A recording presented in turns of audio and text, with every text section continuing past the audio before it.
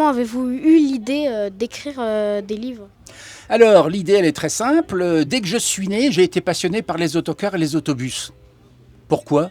J'en sais rien. J'ai personne dans la profession, aucun parent conducteur, personne constructeur ni carrossier. Mais tu sais, quand il y a des petits-enfants, ils naissent tout de suite, ils ont la passion des locomotives ou des avions ou des camions de pompiers. Moi, va-t-on savoir, c'était les autocars et les autobus. Donc j'ai toujours dit à mes parents, je veux être chauffeur de car. Ils m'ont dit, fais tes études d'abord, on verra après. Ah, ils m'ont jamais dit non, mais fais d'abord tes études. Alors j'ai fait mes études et je suis entré donc chez les constructeurs. Je n'ai pas été chauffeur, je suis entré chez les constructeurs de cars.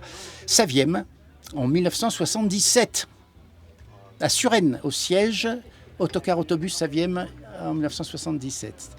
Tu vois, pas mal. Et puis au bout d'un an, l'armée m'a appelé. À l'époque, il fallait faire son service militaire. Et j'ai eu une interruption d'1 an.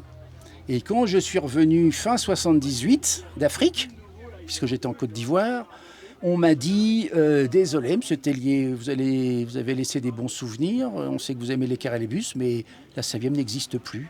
On ne peut plus vous prendre. C'était la fusion avec Berlier. Ça donnait Renault Véhicule Industriel. Donc pour un seul poste, il y avait un ex-Berlier, un ex-Saviem. Donc ils ont arrêté l'embauche des jeunes. Et ils ont, pas licencié, mis à la retraite anticipée beaucoup de gens qui avaient 58 ans à peine. Donc j'étais coincé. Le seul constructeur français qui restait ne pouvant pas me reprendre, je suis entré chez un concurrent. Oh là là. Et un concurrent étranger, il pouvait être qu'étranger. Et je suis resté 11 ans à la division autocar autobus de Mercedes-Benz France. Mais oui, travailler pour les Allemands, c'est triste, hein. Je suis resté 11 ans, ça s'est bien passé. C'était des gros cars de tourisme, c'était toute la gamme, parce que Mercedes, c'est quand même le premier constructeur d'Europe, c'est pas n'importe qui. Et puis ensuite, j'ai été débauché, ce sont les Suédois qui sont venus me chercher, Volvo. Donc je suis devenu le patron de la division autocar autobus de Volvo Véhicule Industriel France, près de Paris, à Chaville exactement. Et ensuite, ça a duré 4 ans. Et ensuite, je me suis mis à mon compte. Avec l'aide de Volvo, je suis devenu consultant et journaliste autocar autobus. Ça a duré 7 ans. Avec ma femme que tu connais, que vous connaissez tous les deux, Marie-Hélène, qui s'occupait de tout ce qui me fatiguait, la TVA, l'URSSAF, les machins, les impôts. Et moi, j'avais comme clients tous les gens qui vendaient des cars en France. Donc les importateurs, leur faire des études de marché, l'analyse des immatriculations, des dossiers presse. Et Irisbus. Irisbus a fait appel à mes services. Donc c'était Daniel Naudin qui était le patron du commercial à l'époque en France.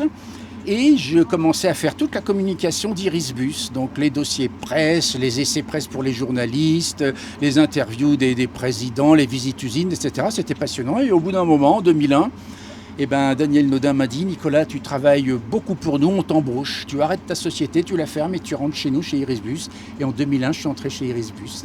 J'étais heureux, tu vois. Saviem ne me reprend non plus en 78. J'y reviens en 2001. Simplement, ça ne s'appelle plus Saviem. Mais j'ai retrouvé l'usine Danone. J'étais content. Et je suis passé Irisbus, Iveco-Bus et je suis parti à la retraite en 2018. Donc tu vois, toute ma carrière, ça a été dans les autocars et les autobus. Alors, parallèlement, j'ai été membre de beaucoup d'associations qui ont sauvegardé des vieux bus, qui les ont restaurés et qui roulent avec. Donc c'est pour ça que je suis membre de beaucoup d'associations maintenant et que je suis là avec tout le monde et que je connais à peu près tout le monde parce qu'on partage tous la même passion. Combien avez-vous écrit de livres? Alors j'en ai écrit 5 depuis 1988 jusqu'à 2020 et le 6e normalement, alors je touche du bois même si le volant du S45 là c'est pas... Et il sortira en fin 2026. Alors le dernier livre de 2020, tu le connais, c'est Joseph Bessé, pionnier de l'autocar français, le livre avec la couverture bleue.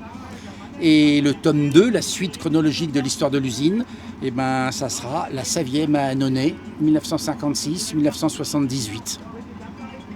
Et je suis en plein dedans.